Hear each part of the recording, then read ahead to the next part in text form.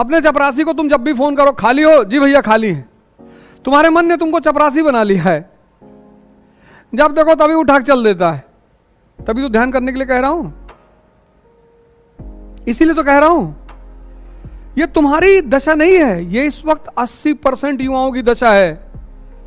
Anxiety, depression, anxiety. बचपन से हर काम जल्दी करने के लिए कहा गया, जल्दी जल्दी कपड़ा पहनो, जल्दी जल्दी ये करो, जल्दी जल्दी वो करो। अब वो 15 साल की जल्दी जल्दी एंजाइटी बन गई है। अब तुमको लगता है जल्दी जल्दी किताब खत्म कर लूं। अब जल्दी जल्दी जब तुम किताब इसको खत्म कर रहे हो तो 3 दिन में हो तो जा रही है, आता तुमको कुछ नहीं है।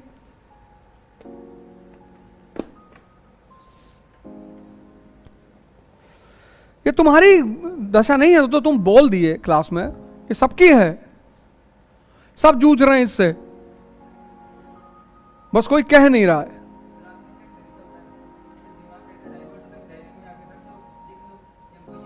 नहीं, एक तो वो डायरी है, दूसरा ये है ना, तुम सुविधा मत दो मन को। मन की बदतमीजी सिर्फ सुविधा में होती है। इसीलिए साधु महात्मा, जैसे कभी तुम चलोगे, औरगानंद महाराज के आश्रम गए हो, 3 बजे उठाते हैं सुबह, कहते हैं मन को सुविधा देना बंद कर दो। कहेगा गर्मी लग रही, लगने दे, पढ़ेंगे। मन की सारी बदतमीजी सुविधा पे डिपेंडेंट है।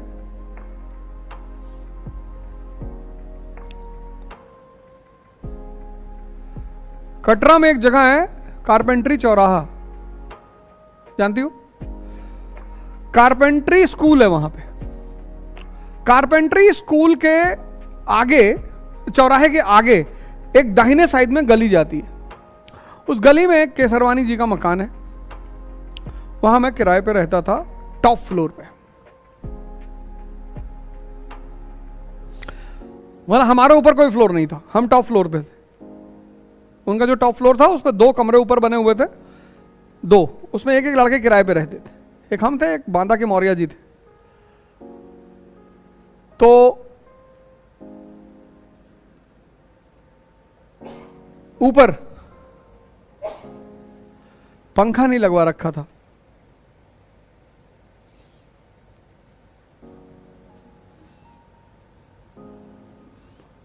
पंखा नहीं लगवा रखा था, पंखा। इससे पूरी शरीर गीली हो जाती थी पसीने से। मन को सुविधा देना बंद कर दो, लेकिन टॉर्चर मत करो। मन को सुविधा देना बंद कर दो ना। जितनी देर पढ़ रहे हो देर कठोर तपस्या में रहो। जितना मन को सुविधा दोगे, एसी चल रही है, सबसे ज्यादा नींद का कारण तो यही है। लेकिन अगर आज कोचिंगों में एसी नहीं लगी, अब ये टॉप फ्लोर की बिल्डिंग है तो बहुत लोग बेहोश हो जाएंगे।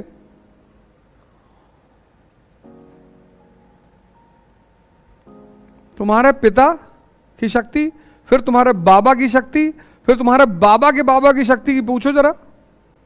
जैसे जैसे सुविधा बढ़ती गई वैसे वैसे इंसान कमजोर होता चला गया। कहते हैं ना, सुविधा से विकास होगा, कमजोरी।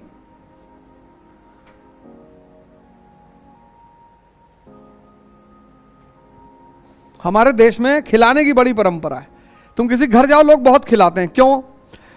पहले लोग साइकिल पे चलते थे सन 80-80 में। अब हमारे फूफा जी साइकिल से आते थे हमारे घर, 40 किलोमीटर साइकिल चला के आते थे। ऐसे तुम्हारे भी रिश्तेदार आते रहे होंगे पहले। पिता से पूछना, अपने पिताजी से। अब जो आदमी 40 किलोमीटर साइकिल चला के आया है, उसको तुम 2 फुल्का खिलाओगे? वो किचन में जाकर सब डिब्बा उब्बा उठा पटक देगा, क्योंकि वो आया है और फिर जाएगा 2 घंटे बाद 80 किलोमीटर।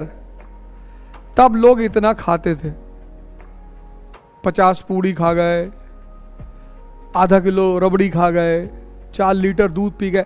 अब वही परंपरा लोग आज चला रहे हैं। अब तुम कार उठाए, अपने दोस्त के घर पहुंच गए, वहां मिठाई, गुलाब जामुन। अब तुमको लग रहा भैया शुगर बढ़ जाएगी, इतना काहे खिला रहे हो? और तुम्हारे घर कोई आए और खाने को मना करे तो जबरदस्ती मत किया करो यार। इस देश में बड़ा जबरदस्ती का कॉन्सेप्ट है, नहीं 2 लड्डू खाना पड़ेगा।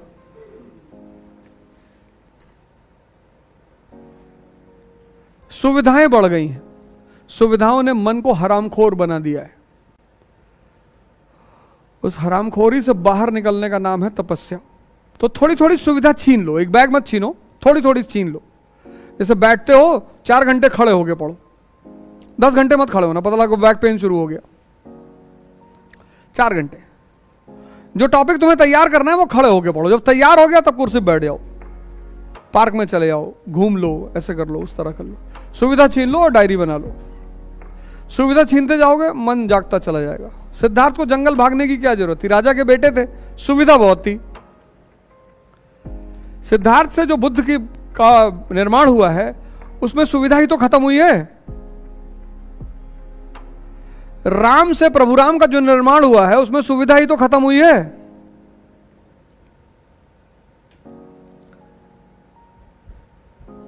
नहीं तो रह जाते कौशल के राजा, कोई जान थोड़ी पाता। 14 साल रहे जंगल में।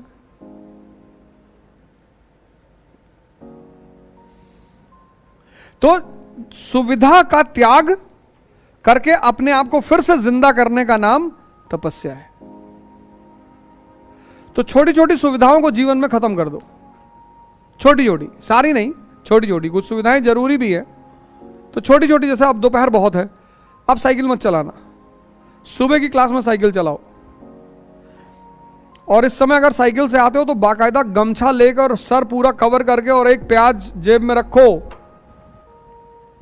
ये बहुत किलर धूप है ये।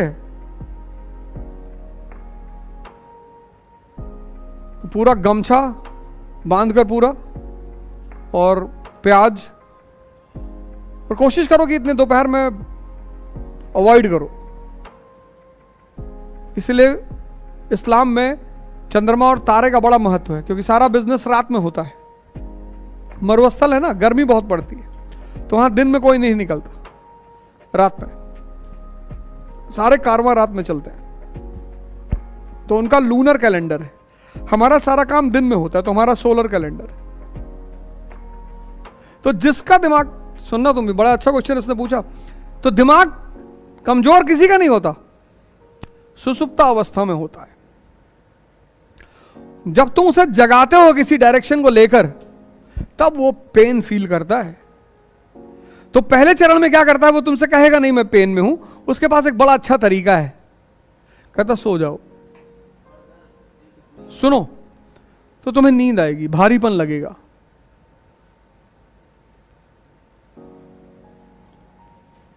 जब तुम उस नींद को तोड़ने लगोगे तब तुमसे कहेगा कि अरे कहां जा रहे हो।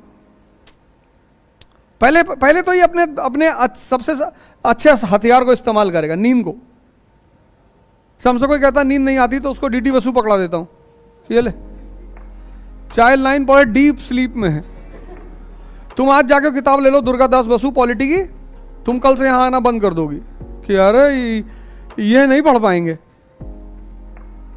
किसी को भी तैयारी से दूर करना है, उसको 2-3 किताबें दे दो। पहली से उसमें है दुर्गा दास बसु पॉलिटी की, कह दो अगर ये किताब पढ़े तो हो सकता है निकले, हो सकता है। और एक उसको सुमित सरकार पकड़ा दो, मॉडर्न इंडिया वाली, आधुनिक भारत वाली, और उसको पकड़ा दो दत्ता सुंदरम, कह दो ये 3 किताब अगर पढ़ लिए तो आईएएस, वो छोड़ देगा। वो 98% गारंटी वो छोड़ देगा कि अरे भैया। और हिंदुस्तान के लोगों की एक आदत है, जिस किताब को पढ़ के नींद आती है उसको वो अच्छी किताब कहते हैं, कहते बहुत अच्छी किताब है। पढ़े हो कभी? नहीं पढ़े नहीं है, लेकिन गुड्डू भैया बता रहे थे कि किताब बहुत अच्छी है। अभी हमसे 3-4 दिन पहले एक साहब मिले, कहे आप अपनी वर्ल्ड हिस्ट्री क्लास में नॉर्मन लॉ का नाम नहीं लेते हैं, अच्छी किताब नहीं है, जितने टॉपर हैं सब उसका नाम लेते हैं। हमने कहा तुम पढ़े हो? हमने कहा हमने तो नहीं पढ़ा। तुम पढ़े हो? कहा हमने तो पढ़ा है।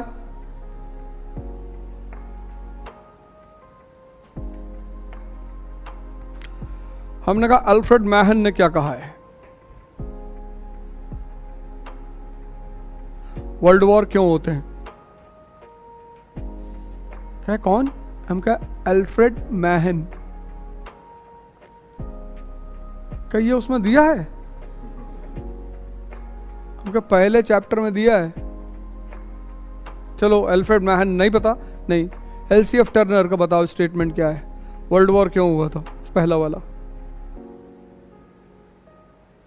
बोलिए ये सब नाम उसमें है। हमने कहा छोड़ो। एक बहुत प्यारा जर्मन इतिहासकार है फ्रिट्जर, उसका स्टेटमेंट क्या है विलियम सेकंड को लेकर?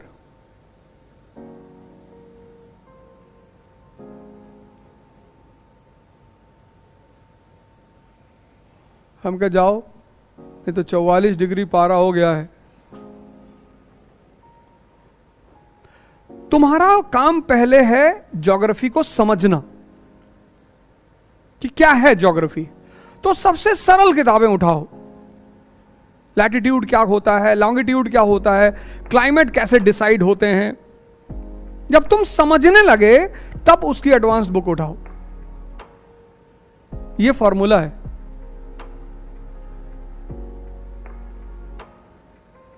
जब तुम समझने लगे क्लाइमेट क्या है, एक्लिप्स कैसे होते हैं, अब तुम समझने लगे, तब तुम जब बड़ी किताबें उठाओगे तो अब समझ तो तुम्हारे पास ऑलरेडी है ना, तुमको पता है लोकसभा क्या है। और तब तुमने जब लक्ष्मीकांत उठाई तो तुम सोच के देखो, तुम्हें पता है लोकसभा क्या है, और फिर तुमने लक्ष्मीकांत उठाई तो पहले से जो पता था वो प्लस जो उसमें से तुम्हें नया मिलने लगा वो तुम बाहर निकालने लगी, बस हो गई पढ़ाई। अब अगर तुमने पहले दिन लक्ष्मीकांत उठा ली बिना पता किए तो तुम गई।